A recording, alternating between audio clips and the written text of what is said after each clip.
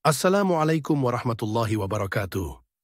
Selamat datang di channel Tausiah Ustadz, tempat kita berbagi inspirasi dan ilmu seputar Islam. Semoga video ini membawa manfaat dan menjadi jalan kebaikan untuk kita semua. Bismillah. Yuk, kita mulai. Assalamualaikum Ustadz, izin bertanya. Apakah Isra Mi'raj itu bertepatan dengan tanggal 27 Rajab, dan apakah hadis-hadis yang berkaitan dengan keistimewaan beribadah pada waktu itu hadis-hadisnya sahih? Isra dan Mi'raj peristiwanya nyata, ditetapkan alam Al-Quran, dirinci dalam hadis. Saking pentingnya peristiwa ini, bahkan suratnya dinamai dengan surat Al-Isra, surah ke-17. Lalu perjalanan singkatnya, kisah singkatnya di Quran surah 53 An-Najm. Wan najmi idza hawa ma dhalla sahibukum wa ma yantiqu 'anil hawa in huwa illa wahyu yuha 'allamahu syadidul quwa. Nah, dari sini 'allamahu syadidul quwa sampai ke ujungnya, sampai inda sidratil muntaha, itu peristiwa Mi'rajnya. Isra'nya di Al-Isra ayat 1. Subhanalladzi asra bi'abdihi lailan minal masjidil harami ilal masjidil aqsa alladzi barakna haulahu linuriyahu min ayatina innahu huwas sami'ul basir. Hadisnya rincian detailnya di mana? Disebutkan oleh Imam Muslim dalam Kitabul Iman. Sahih Muslim itu ada 54 topik. Lihat topik pertama, Kitabul Iman. Subtopiknya nomor 74 di halaman 76. Hadis yang nomor 162 sampai 168, paling kanan sebelah atas. Kalau terbitan Daru Ihya'it Turathil Arabi, kitabnya sama dengan saya, halaman 76. Subtopik ke-74 bunyinya Babul Isra di Rasulullah sallallahu alaihi wasallam ila samawati wa fardhis shalah. Hadis yang nomor 162 dimulai dari situ peristiwanya. Ya, diterima dari siapa? Imam Muslim menerima dari Syaiban bin Dharukh. Syaiban bin Dharukh menerima dari siapa? Hamad bin Salamah. Hamad bin Salamah menerima dari siapa? Thabit al-Bunani. Thabit al-Bunani menerima dari siapa? Anas bin Malik. Dari Anas bin Malik ini banyak peristiwa Isra diriwayatkan. Ternyata ketika diriset, Isra Mi'raj itu diriwayatkan lebih dari 16 sahabat senior. 16. Ada Anas bin Malik radhiyallahu taala anhu, ada Hudzaifah al-Yamani, ada Abdullah bin Mas'ud, ada Sayyidina Ali bin Abi Thalib radhiyallahu taala anhum jami'an. 16 sahabat utama. Terkait dengan waktunya pertanyaan Anda, ulama berbeda pendapat terkait dengan waktu kepada 5 pendapat. Ada yang mengatakan di awal masa kenabian, di situ diisrakan. Ada yang mengatakan di bulan Rabiul Awal. Ada yang mengatakan setahun 2 bulan sebelum peristiwa hijrah.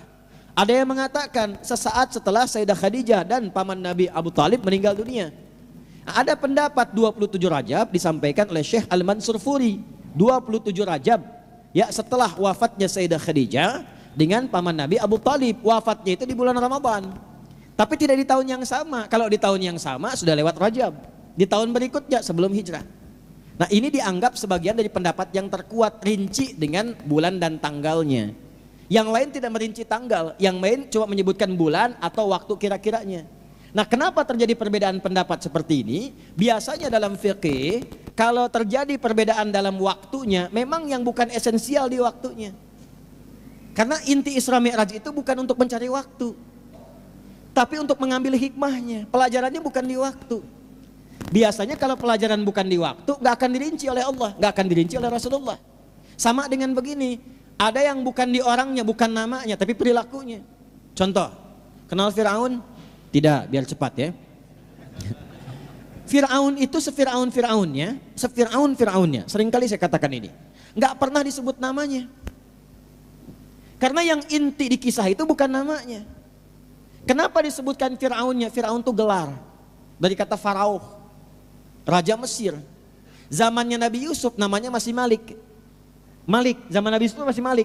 Setelah dinastinya itu selesai, kemudian eranya Nabi Yusuf, masuk dinasti berikutnya di kerajaan Mesir pada saat itu berubah jadi gelarnya Farao. Bahasa Arabnya Fir'aun. Di Fir'aun itu gelar yang melekat pada pemimpin masa itu. Kalau kita misalnya presiden atau raja gitu kan. Kenapa dilekatkan kedudukannya? Untuk memberikan pelajaran, bimbingan kepada orang-orang yang memiliki kedudukan, supaya tidak menyimpangkan kedudukan itu dari yang semestinya. Kenapa? Karena kedudukan itu lekat dengan ujian. Setiap orang yang punya kedudukan ada potensi menyimpang dari itu semua. Ketika kedudukan itu disimpangkan, maka yang membahayakan bukan hanya untuk dirinya, orang-orang sekitarannya akan mendapatkan bagian dari madaratnya. Karena itulah datang Nabi Musa bukan untuk menurunkan Fir'aun dari kekuasaan, bukan. tapi membimbing kekuasaan itu agar mengeluarkan kebijakan yang bermaslahat. Dari sinilah muncul kitab bab tata negara, disebut dengan Kitabul Imarah. Nomor 33 topiknya dalam Sahih Muslim, dari 54 nomor 33 Kitabul Imarah. Jadi kalau antum ngaji Kitabul Imarah itu ada bimbingan dalam bidang kedudukan. Misalnya larangan penyelenggara negara menerima gratifikasi. Ada. Saya bahas tuh kemarin di KPK. Ya, ada larangan gratifikasi ada. Ya, di Sahih Muslim itu topik nomor 33, subtopik nomor 7. Ya, bab tahrim atau hadaya tuh, atau hadaya. Bayangkan lil ummal, larangan memberikan gratifikasi pada penyelenggara negara. Hadisnya jelas, diutus seseorang oleh Nabi sallallahu alaihi wasallam, seorang abdi negara. Ya, begitu diutus, apa yang terjadi? Dia pulang nih. Kata dia, "Ini untuk Anda, yang ini dihadiahkan kepada saya." Apa komen Nabi? Kata Nabi, sebaiknya begini deh, kalau kamu hitung hadiah, kamu pulang ke rumah, di rumah ibumu atau bapakmu, lepaskan kedudukan ini. Kira-kira lihat, kalau kamu pensiun nggak kerja di sini, nggak dikasih jabatan, masih dapat hadiah nggak? Itu. Nabi jaga betul, jangan sampai pemberian gratifikasi ini merubah cara pandang engkau dalam bekerja. Ya, yang seharusnya pajak segini, udah kurangi aja deh karena dikasih gratifikasi. Yang seharusnya tugasnya begini, dikurangi nilainya karena diberikan gratifikasi. Itu ada babnya sendiri. Nah, itulah dalam Islam seperti itu, komplit semuanya. Di antara satu dengan bagian yang lainnya terukur. Nah, Isra Mi'raj itu yang dilihat bukan waktunya. Karena yang esensialnya bukan itu. Apa hikmah dari situ? Dibagi 3. Ada pra Isra Mi'raj, ada saat Isra Mi'raj, ada pasca Isra Mi'raj. Terima kasih sudah menonton. Jangan lupa like, share, dan subscribe untuk mendukung dakwah ini. Sampai jumpa di video berikutnya. Wassalamualaikum warahmatullahi wabarakatuh.